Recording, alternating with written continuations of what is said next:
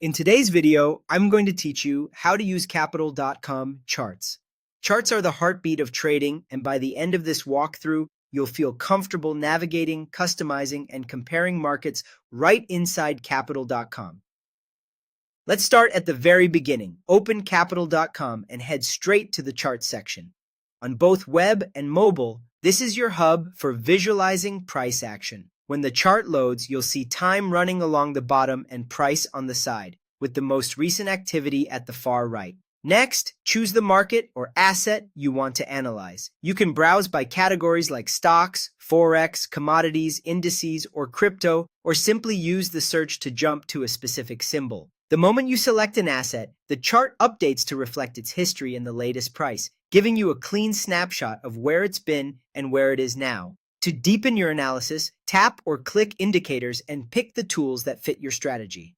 Common choices include moving averages to smooth out trends, RSI to gauge momentum, or Bollinger Bands for volatility. You can add more than one, and indicators will layer directly onto your chart or display below it.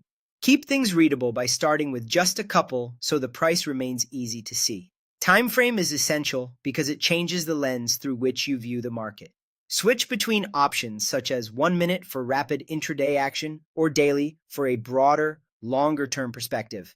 Shorter time frames reveal quick fluctuations and noise. Longer ones filter that noise and highlight the bigger picture.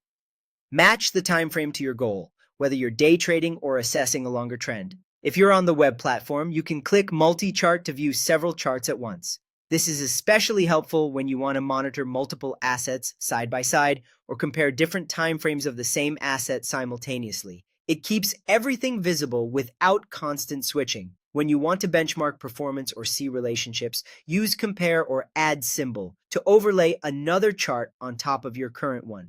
This places both series on the same timeline, helping you see whether they move together or diverge.